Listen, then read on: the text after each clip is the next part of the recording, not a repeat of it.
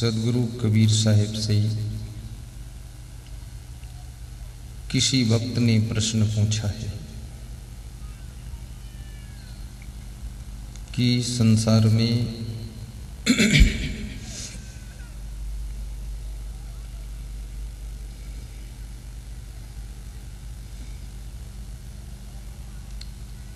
सुख है कि दुख है।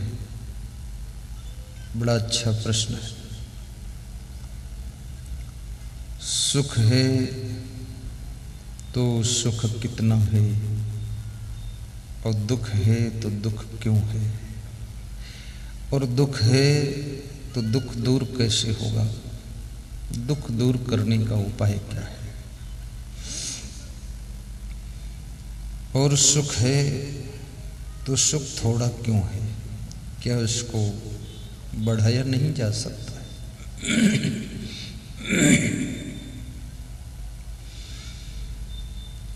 सदगुरु कबीर साहिब कहते हैं,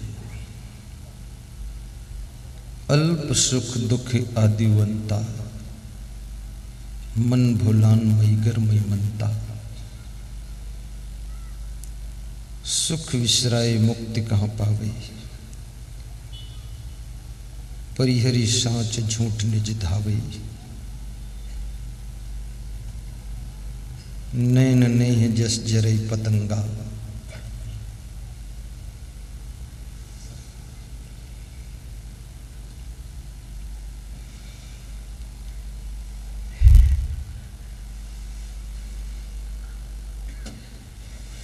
करहो विचार जो सब दुख जाई, परिहर झूठा केर सकई,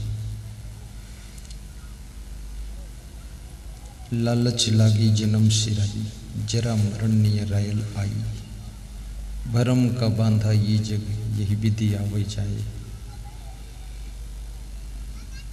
मानुष जन्म पाए कि नर काहे को जहड़ाए।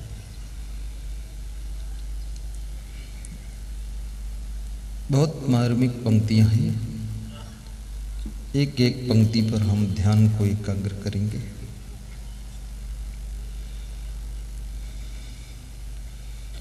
सदगुरु कबीर साहिब कहते हैं कि संसार में सुख है परंतु थोड़ा सुख है, अल्प सुख। तो पूछने वाले भक्त ने पूछा कि थोड़ा सुख है तो बाकी क्या है? तो कबीर साहब कहते बाकी सब दुख ही दुख है। अल्प सुख दुख आदिवंता, आदि से लेकर अंत तक दुख ही दुख है, दुख बहुत है।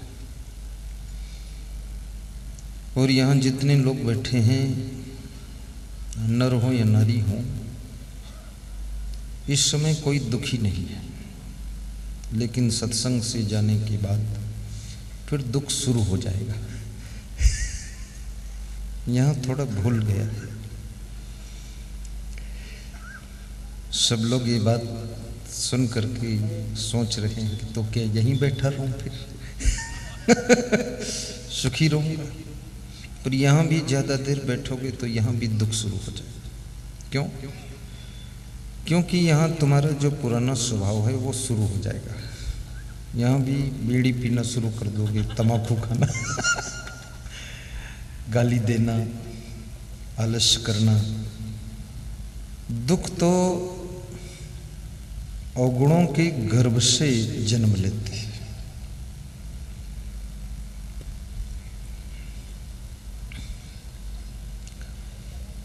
दुख सुख या संसार में सब काहू को हो, ज्ञानी काटे ज्ञान से, मूर्ख काटे रोए। ज्ञानियों ने यह भी बात कही है कि दुख सुख संसार में सबको होता है। और कबीर साहब ने तो यहाँ तक कह दिया है कि जोगी जंगम ते अति दुखिया। जोगी माने ये साधु लोग भी दुखी है, ते अति दुखिया। ये भी इनको बोला कि ये अति दुखी है। कबीर साहब भी बहुत मजेदार आदमी है। जंगम, जंगम का अर्थ होता है जो साधु लोग चलते फिरते रहते हैं, घूमते रहते हैं, इस गांव से उस गांव, उस गांव से उस गांव, तो उनके बारे में कबीर साहब कहते वो अति दुखी है। कितनी बड़ी बात है, जोगी जंगम ते अति दुखिया और तापस के दुख दूना। और जो तपस्वी लोग हैं उसके पास तो दुगना दुख है, वो बहुत दुखी है। तो क्या गृहस्थ सुखी है? गृहस्थ के लिए भी कबीर साहब कहते हैं, क्या गिरही बैरागी, बाटे बाटे सब कोई दुखिया, क्या गिरही बैरागी। बाटे बाटे मतलब अपने अपने रास्ते में, गृहस्थ अपने रास्ते में चल रहा है और बैरागी साधु अपने रास्ते में चल रहा है। लेकिन कबीर साहब कहते हैं दोनों दुखिया है, गृहस्थ भी दुखी है और बैरागी भी दुखी है। तो बैरागी क्यों दुखी है? उसके पास तो कोई झंझट नहीं बचा है। दुखी तो तभी होगा जब कोई झंझट बचा होगा, तभी दुखी होगा। तो साधुओं के लिए भी कबीर साहब ने कहा है कि जो केवल कपड़ा बदलते हैं और लफड़ा नहीं बदलते, तो दुनिया तो कहती है साहिब जी आ गए, लेकिन उनके अंदर उलझन है, दुख है। काम, क्रोध, लोभ, मोह, ईर्ष्या, द्वेष, अहंकार, इनको जिसने वश में नहीं किया है, वो चाहे सफेद कपड़ा ओढ़ के बैठ जाए, चाहे लाल पहन ले, और चाहे झंगोला पहने, चाहे भगवा रंग पहने, चाहे पगड़ी बांध ले, चाहे तिलक लगा ले, चाहे से खोपड़ी खोले घूमे वो सुखी नहीं हो सकता। खुद को बदलना पड़ेगा, स्वयं को चेंज करना पड़ेगा। इसलिए श्री कृष्ण ने गीता में अर्जुन को समझाया है। अर्जुन ने पूछा कि सुख कहाँ मिलेगा? तो कृष्ण बहुत सिंपल सी बात कहते हैं।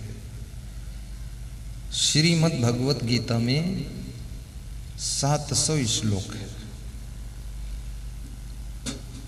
नास्ति बुद्धि अयुक्तस्य, न च अयुक्तस्य भावना, न च अभाव यतः शांति, अशांतस्य कुतः सुखम।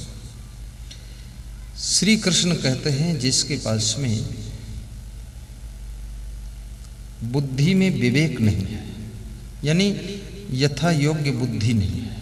नास्ति बुद्धि अयुक्तस्य, बुद्धि तो है पर बुद्धि में विवेक नहीं है।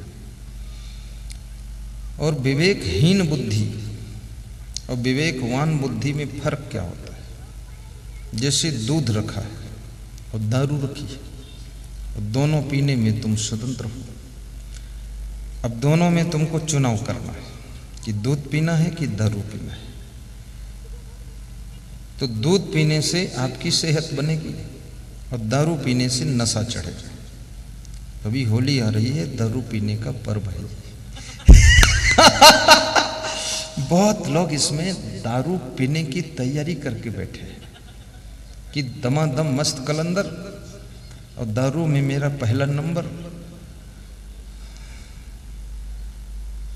कितने लोग मरेंगे भी इस होली में, भस्म होंगे। होली जले न जले पर उनकी चिता जलेगी, मर जाएंगे, दारू पी के मरेंगे। कोई दारू में जहर पिला देगा, कोई किसी को क्रोध में मार भी डालेगा। उत्तर प्रदेश में इस तरह की घटनाएं बहुत होती हैं और पूरे भारत देश में रिसर्च होता हुआ है कि सत्संग और भक्ति में प्रथम स्थान छत्तीसगढ़ प्रदेश का है, सरलता। और अंडा खाने में, दारू पीने में भी प्रथम स्थान छत्तीसगढ़ का दोनों में पहला नंबर है। हाँ, छत्तीसगढ़ के लोग सोचते हैं हर सब्जेक्ट में फर्स्ट आना चाहिए, तो अंडा वाले में भी फर्स्ट है। फिर भी ये छत्तीसगढ़ बहुत अच्छा है अन्य प्रदेशों को देखते हुए। बहुत यहाँ सुधरे लोग हैं। तो आपके सामने दारू भी रखी है और दूध भी रखा है। दारू पीने से धन बर्बाद, शरीर बर्बाद, स्वास्थ्य बर्बाद, समय बर्बाद, बुद्धि बर्बाद, और सभी लोग भी कहेंगे बहुत मूर्ख आदमी। ये उसका रिजल्ट है। इधर दूध रखा है, दूध पीने से सेहत भी अच्छी, नूर चमकेगा चेहरे पर, और साथ में आप शाकाहारी कहे जाओगे। और दूध देवता लोग पीते हैं तो आप देव श्रेणी में आओगे, और दूध पीने में आपको नशा भी नहीं चढ़ेगा, होश में रहोगे। अब दोनों में से चुनाव करना है, पीना क्या है, दूध पीना है कि दारू पीना है। जिसने दूध पी लिया, दारू छोड़ दिया, उसकी बुद्धि विवेकपूर्ण बुद्धि है, और जिसने दूध को छोड़ दिया और दारू पी लिया, उसकी बुद्धि विवेकहीन बुद्धि है।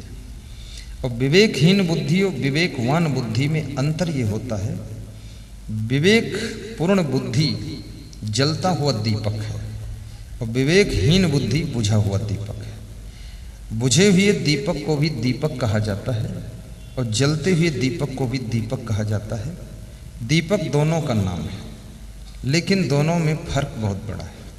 बुझा हुआ दीपक अंधेरे में बैठता है, अंधेरा ही रखता है, अंधेरा में उसकी जिंदगी गुजरती है, किसी को उजाला नहीं दे सकता, किसी बुझे दीपक को जला भी नहीं सकता।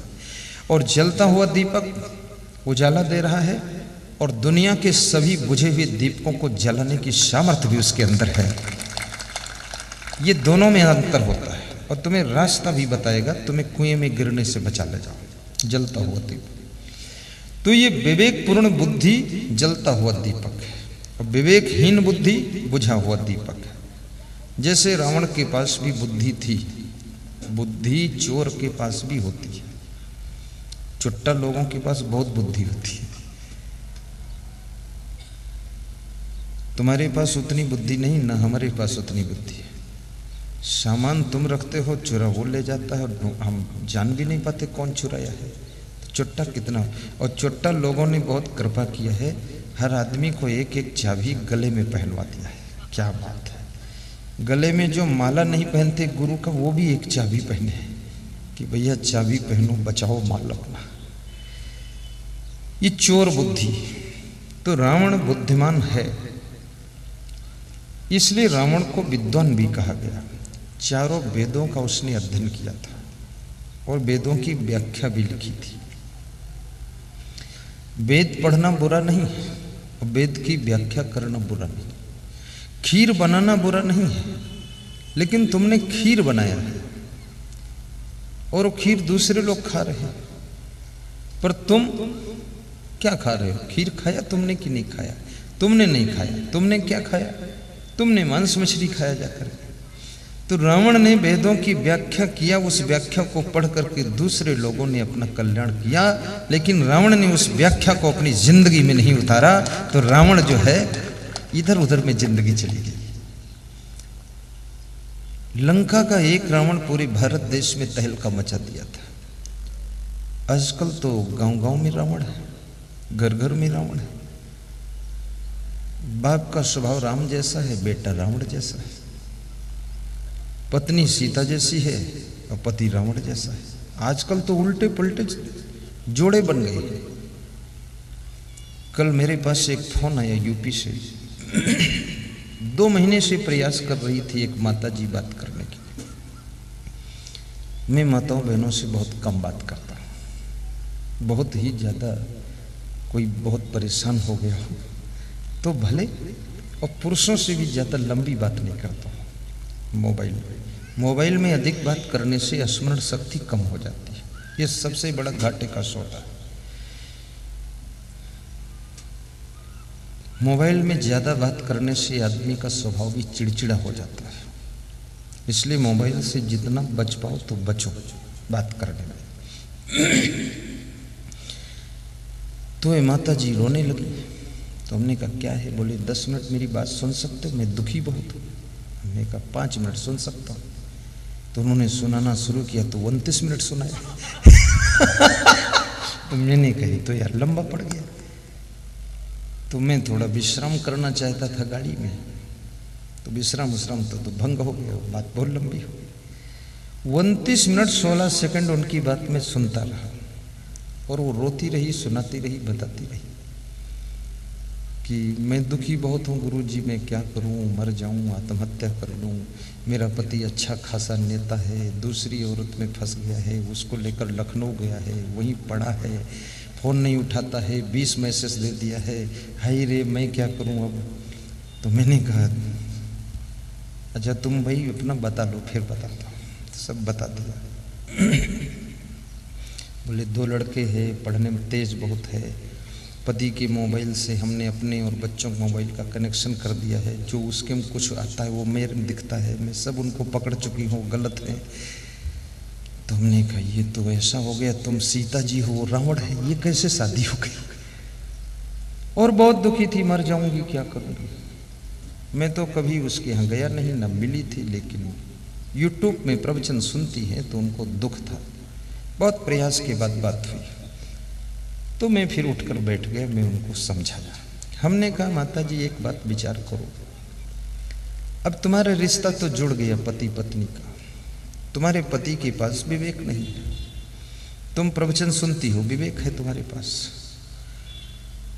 जब तुम्हारा जन्म हुआ था तो तुम्हारे साथ में ये पति नहीं पैदा हुआ था, और 18 साल की उम्र तक तुम बिना पति के थी, और इतना रोती भी नहीं थी, इतना दुखी भी नहीं थी। तो बिना पति में कितना सुख था, ये पति के लफड़े में सब बर्बाद हो गए। तो हमने कहा अब ये सोचो तुम्हारी उम्र 40 साल है, तो इतने दिन तक ही पति के साथ तुमको जो भी मिलना था मिला। अब मन से उनका त्याग करो, कोई विरोध मत करो, कोई दुखी ना हो, हंसती रहो, मुस्कुराती रहो, खीर पूड़ी हलवा बनाकर खाती रहो, दिन में भी 2 घंटे सो लिया करो, और प्रवचन सुना करो, और छोड़ो पति सती का बवाल तुम। फिर मैंने उसको बताया कि हमारा ना कोई पति है, न पत्नी है, न तो लड़की है, न लड़का है, कुछ नहीं, सब लफड़ा खत्म है, न कोई चाहे जहाँ कोई फंसे जाकर हमसे क्या मतलब है। तो बोले कि इतना त्याग कर दूं मैं। हमने कहा पूरा त्याग जब तक नहीं करो कि सुख नहीं पाओगे, मन हटा लीजिए वहां से। तो उसने कहा मैं कभी नहीं रोऊंगी और न दुखी होंगी। हमने कहा हंसना और हमें फोन मत करना दोबारा। अब ये कितना बड़ा झंझट है। जो विवेकहीन लोग होते हैं, जिनके पास विवेक नहीं होता है, वह अपना विवाह करने के पश्चात दूसरी स्त्री में भी फंसाव रखते हैं, अपने पति के अलावा दूसरे पुरुष में फंसाव रखते हैं। विवेक नहीं। कहाँ लंका और कहाँ भारत देश, रावण सीता को उठा ले गए। कहाँ लंका और कहाँ भारत देश, रावण की बहन सुपर्णखा राम से विवाह करने आई थी। ये भाई बहन दोनों एक ही मॉडल है। रावण सीता को उठा रहा है और सुपर्णखा राम को उठा रही है। राम का पूरा काम दोनों भाई बहन ही तमाम कर देंगे। कैसा इनका स्वभाव है। और रावण अपनी बहन को नहीं समझाता है कि तू वहां गई क्या लेने, जो तेरे नाक कान कट गए, तुझे जाना नहीं चाहिए था। पूछा किससे गई, क्यों, कैसे गई, जरूरत क्या थी, नाक कान कटाया क्यों, ये कुछ नहीं पूछा। जिसकी बुद्धि में विवेक नहीं होता है उल्टा डिसीजन हमेशा लेता है, गलत काम करता है। इसलिए आपके पास में विवेक की टार्च होनी चाहिए। विशाल देव नाम के एक संत हुए हैं बहुत बड़े, उनसे किसी ने पूछा कि सुखी कैसे हुआ जा सकता है, तो उन्होंने 2 बातें बताई कि बिन विवेक कोई ना सुखी, बिना किए संतोष, सबको देखो हाल या पढ़े अपढ़ मन कोश। बिना विवेक के और बिना संतोष के कोई सुखी नहीं हो सकता है। कितनी बड़ी बात संतोष और विवेक। विवेक का अर्थ है जो नहीं है उसमें हमें संतोष है, जो है उसमें हमें आनंद है, जो और चाहिए उसके लिए हम परिश्रम करेंगे। इसका नाम विवेक है। और जिसका विवेक जग जाता है वो गरीबी में भी खुश है, अमीरी में भी खुश। अमीरी उसको बिगाड़ नहीं सकती है और गरीबी उसको दुखी नहीं कर सकती है। विवेकवान के पास में अरबों धन हो तो सोचेगा गुरुदेव का सत्संग रायपुर राजधानी में करवा दो। और विवेकहीन व्यक्ति के पास में करोड़ों धन हो तो सोचेगा कि 4 हीरोइन बुला करके पलारी में डांस करवा दो। यही सोचेगा विवेकहीन व्यक्ति। अभी जैसे हमारे ये मुन्ना लाल साहू है, स्वर्गीय श्री भंवरलाल लाल जी के पुत्र, चंद्रहास जी हैं, प्रीत कुमार जी हैं, रेखराम जी हैं, ये 4 भाई, लखनलाल जी हैं, ऐसे बहुत यहाँ प्रेमलाल जी है, टेकलाल जी है। ये पलारी वाले अगर अरबपति हो जाएं तो 1 महीने का सत्संग हमारा रख देंगे खेत में, और 1000 गांव में प्रचार करेंगे कि रोज भंडारा चल रहा है, प्रवचन हो रहा है, आप आइए। लेकिन कोई विवेकहीन व्यक्ति को धन मिल जाए तो कभी ऑर्केस्ट्रा डांस कराएगा, कभी दारू भंडारा कर देगा। हाँ, तुम सोचोगे पोहा खाने को मिलेगा और दारू पिला देगा, ड्रम भर भर के रखेगा। विवेकवान व्यक्ति कभी दारू नहीं पीता है, और विवेकहीन व्यक्ति कभी भी सही राह पर नहीं चल सकता है। सत्संग हमें कुछ भी नहीं देता है, सत्संग केवल हमारी बुद्धि में विवेक पैदा कर देता है, विवेक पैदा कर देता है। मानस में चौपाई है, बिनु सत्संग, गाइए गुरुचरण जी। बिनु सत्संग विवेक न होई, बिनु सत्संग। बिना सत्संग के विवेक होगा ही नहीं। बिनु विवेक सुखी नहीं कोई। आदि चौपाई मैंने अपनी तरफ से जोड़ा इसमें, उसमें तो लिखा हरि कृपा बिनु सुलभ न हुई, तो अपना तो इसी आदेश काम चल गया, तो क्या जरूरत कृपा की। बिनु सत्संग विवेक न हुई, और बिनु विवेक सुखी नहीं कोई, बस इससे काम चल जाएगा अपना। बिनु सत्संग विवेक न होई। आपके घर में कोई समस्या हो, शरीर में बीमारी हो, जमीन का कोई लफड़ा हो, कर्जा ऊपर लद गया हो, बस विवेक कीजिए, चिंता कभी मत कीजिए, टेंशन मत लीजिए। आप ये सोचिए कर्जा तुम्हारी वजह से हुआ है, ये कर्जा लेने वाले तुम हो, कर्जा बनाने वाले तुम हो, और कर्जा अदा करने वाले तुम हो। कर्जा तुमसे बड़ा नहीं है, तुम कर्जा से बड़ा हो। कर्जा समझते हो कि नहीं समझते? कर्जा और कर्ज, मर्ज, फर्ज, इनको कभी छोटा नहीं समझना चाहिए। ये बढ़ सकती हैं अगर सावधान नहीं रहो। तो इस कर्जा की चिंता से आप टेंशन मत करो। आप ये सोच लो, रिस्क लेना, जोखिम लेना। मुकेश अंबानी जब कर्जा लेते हैं तो 2000 करोड़ कर्जा लेते हैं। टाटा जी कर्जा लेते हैं तो 10,000 करोड़ कर्जा लेते हैं, और तुमने 10 लाख कर्जा लिया, इतना टेंशन तुमको है। अरे कर्जा में स्नान करो, हर हर गंगे, 10 लाख 10 लाख। घबराना क्या है? घबराना बिल्कुल नहीं है, बस विवेक बुद्धि में होना चाहिए। ट्रैक्टर कर्जा से लिया है, और ट्रैक्टर की कमाई से दारू पियोगे, ट्रैक्टर भी जाएगा, जमीन भी जाएगी, आपका शरीर भी जाएगा। आपने 50 लाख कर्जा लिया है, हार्वेस्टर लिया है, कुछ भी लिया है,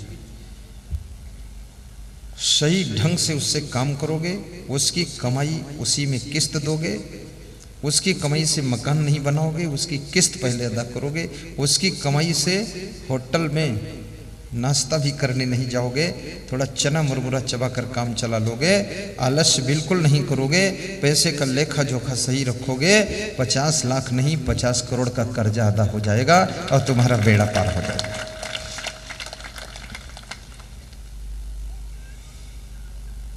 विवेक होना चाहिए।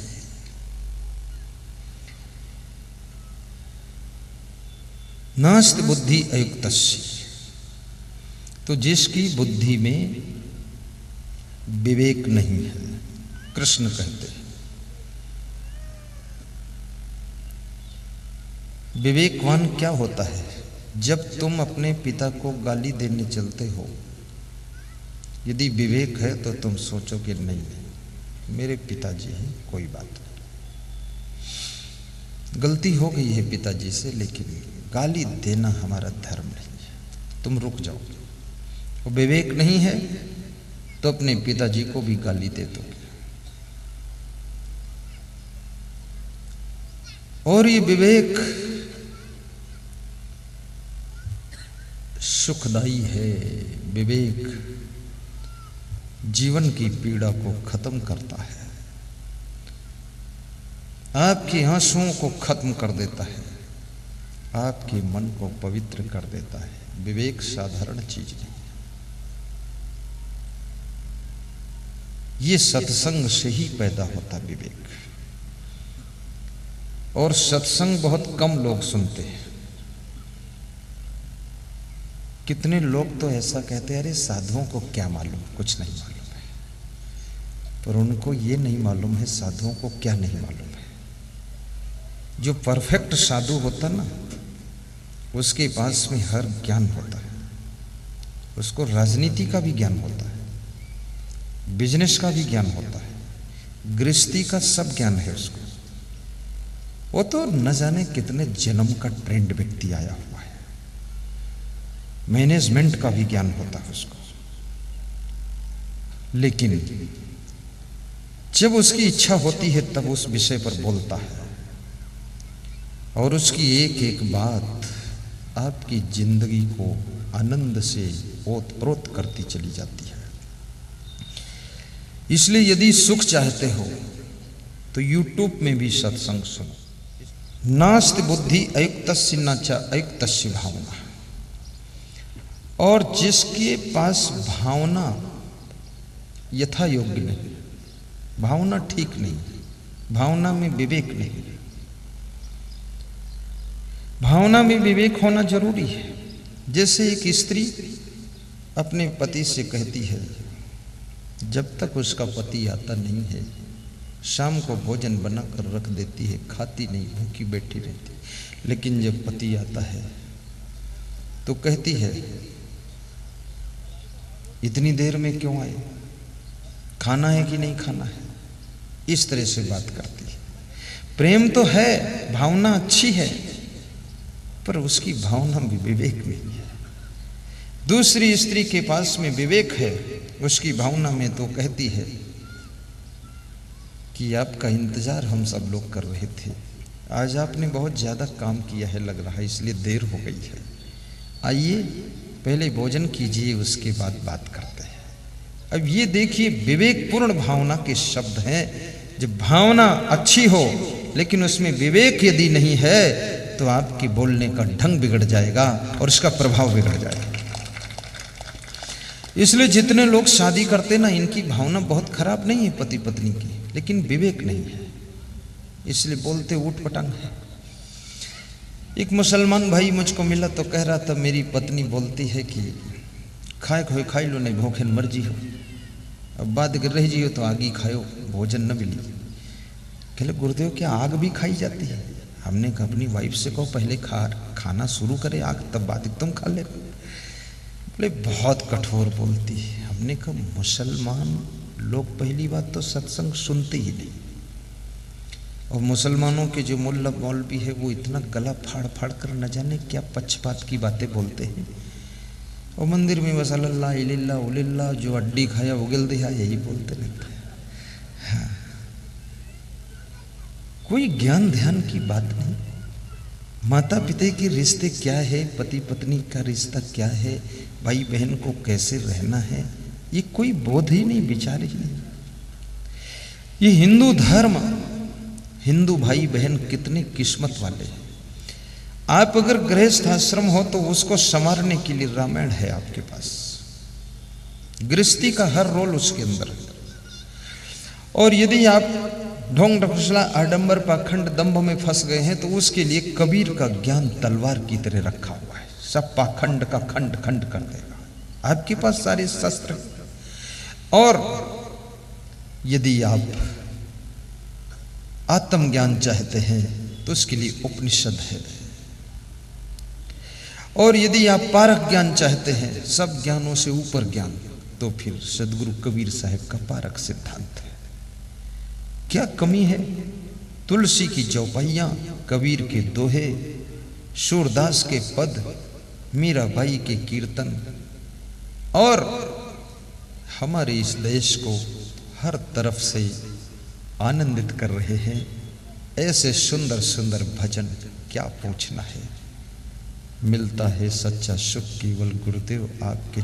मैं तो सौभाग्य मानता हूं जो हिंदू घर में जन्म हुआ मेरा, ये सौभाग्य है। दूसरा, हिंदुस्तान में जन्म हुआ, ये बहुत बड़ा सौभाग्य है। दूसरे देश में होते तो पलाडिम कैसे आते, बहुत लफड़ा फंस जाता, उधर बुद्धि बिगड़ जाए कुछ और करते